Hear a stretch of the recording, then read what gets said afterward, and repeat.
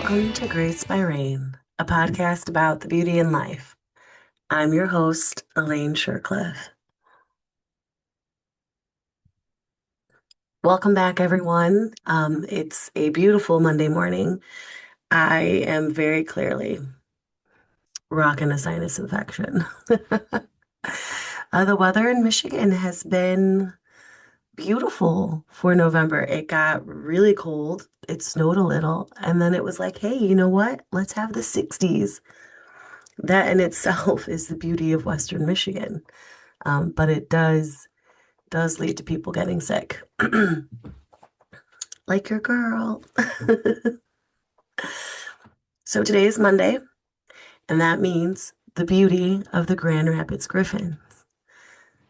For those of you who may be just joining me for the first time, I started this segment of my podcast at the beginning of the season, right before it started, when the Wings were having camps.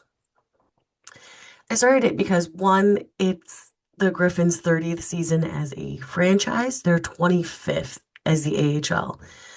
I wanted to highlight some of the beautiful things that make this team, the Griffins, that make them so much fun to watch and follow and cover. Two, it's my first full season covering only the Griffins, and I will be at every game in person that's home and watching every away game. That didn't happen every season that I covered them. So this is new, and now I have more insight on what's happening. And three, I just think that the AHL in general is a beautiful league. I think there's a lot of passion, a lot of hunger, a lot of skill that's being honed. So, like, really cool things happen. And there's still this wonderful balance of like having fun and being serious. Um, Everyone kind of has that same goal of they want to get called up and they want to win the Calder Cup. They want both. So a lot of times the teams are like on the same page, right? But even though it's full of so much beauty, barely anybody talks about the league. I mean, the Griffins right now are 10-0-0-1. They've only lost one game, and it was in a shootout. Um, and they were rocking a roster of 11-6. Okay. So, I mean, they're really good. And I don't hear nearly enough people talking about them. I don't hear people around the league talking about them as much.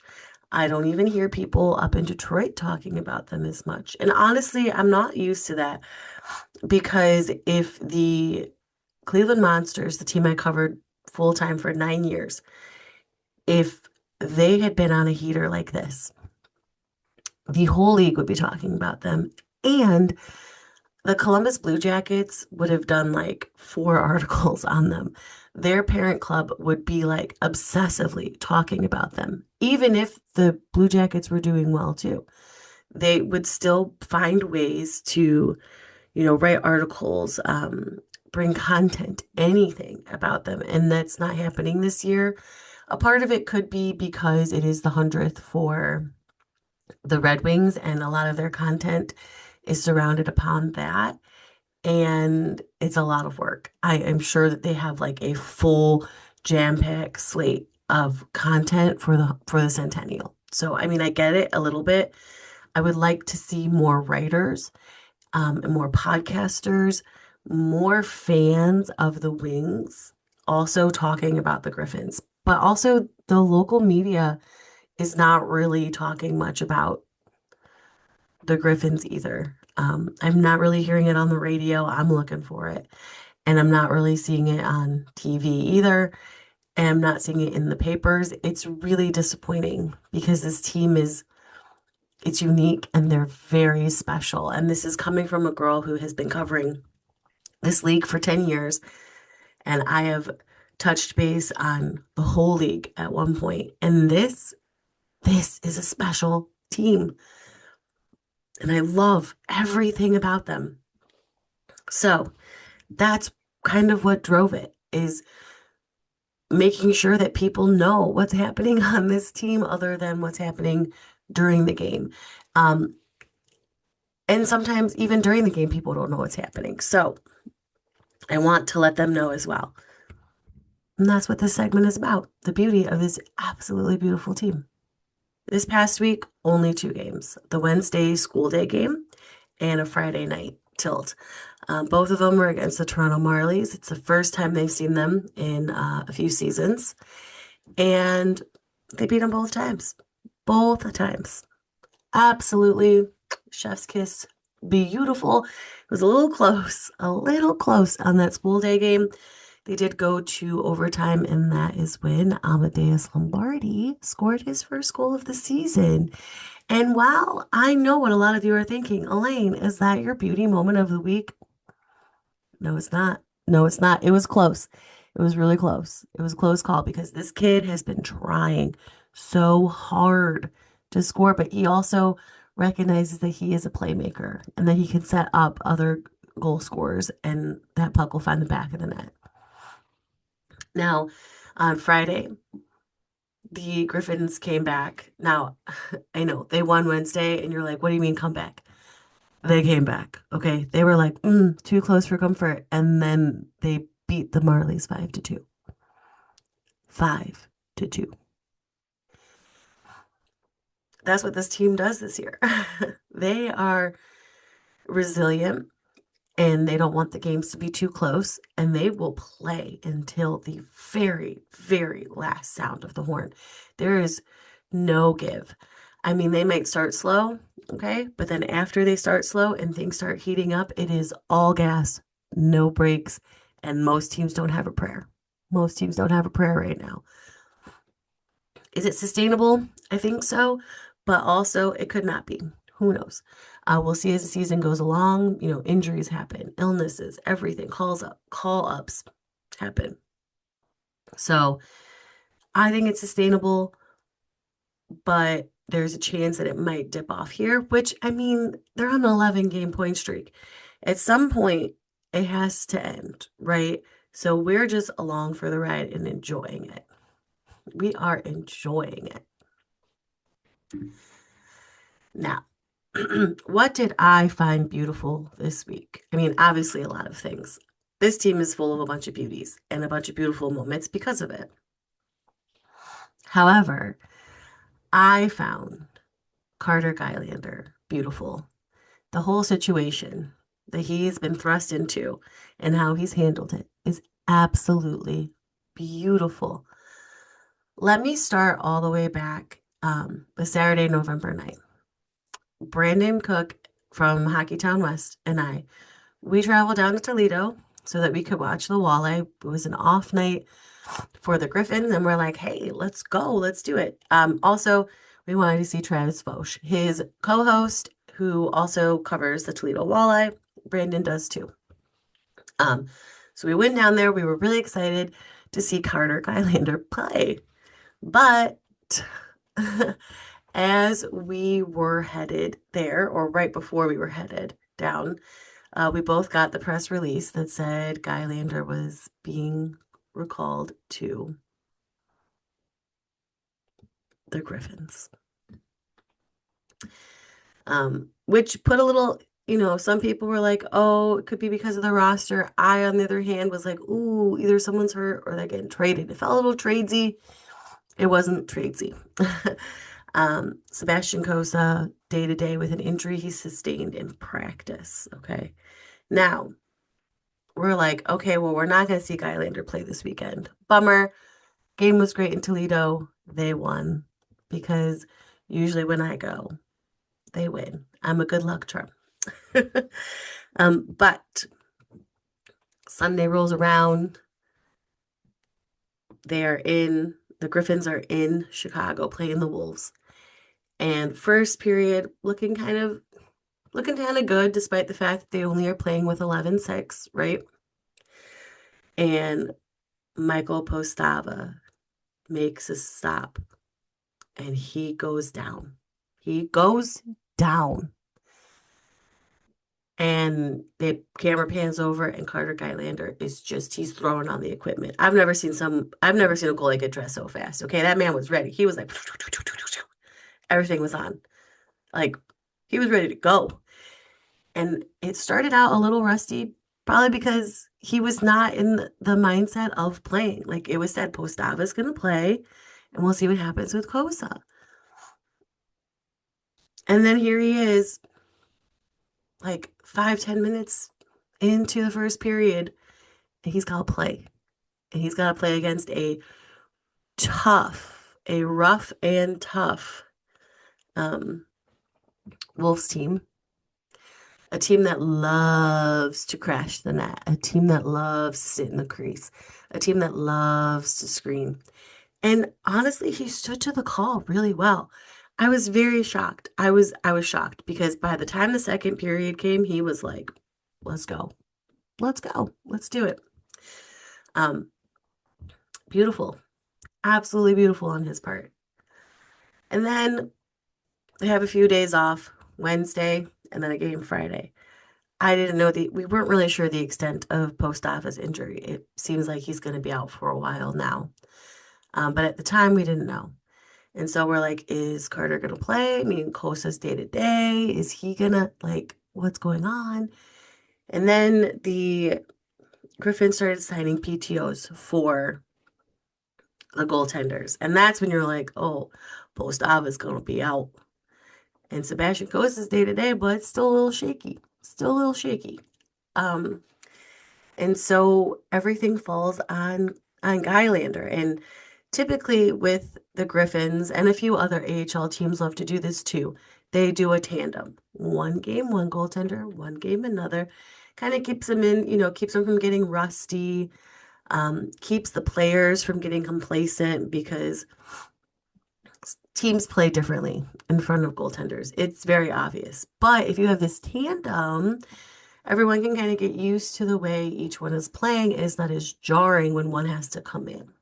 Okay.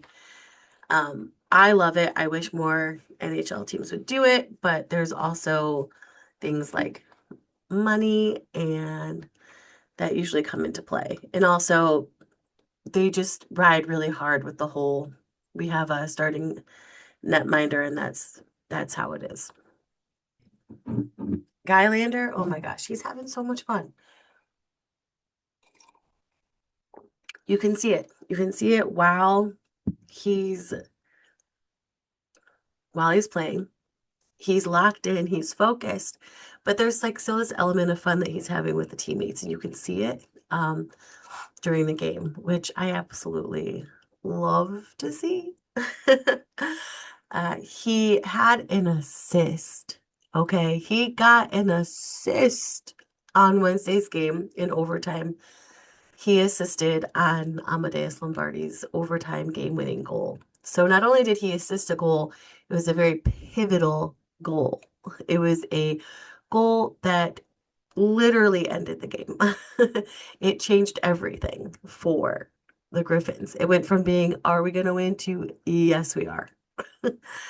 Um, and he just seems to have this good chemistry with the guys already. And I think that's really beautiful. Like, it's hard for a player to come in and have that chemistry right off the bat, right?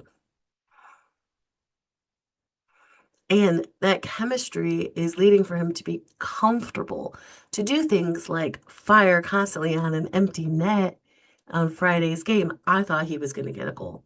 I really did. We all did. Like all of us that were on press row, we were like, oh gosh, it's going to happen. He was just firing them down there, and they were so close. They were so close. It was incredible. I loved it.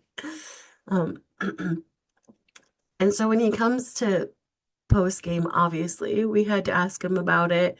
Um, and he's not necessarily thinking about that, but that would be nice, being a goalie, getting a goal. What could be more fun than that, honestly? I mean, obviously winning, but like usually if a goalie's getting a goal, they're already winning or close to winning. So the other net is empty. And I would have loved to have seen that for Carter, and maybe he'll get the chance because we're not sure when Kosa's coming back. It's soon. It's soon. I watched him at practice on Saturday. He does look a little bit slower, but I feel like we're gonna get a sooner than later from him. I'm not sure if it'll be this game on Wednesday against Rockford, but maybe when they come back home for Friday, Saturday against the Checkers, I think that might be it. That might be when we see them. But not 100% sure. I didn't ask anyone about that. That's just what my eyes saw. Okay. That's just my assessment from what I saw from a very short practice. Okay.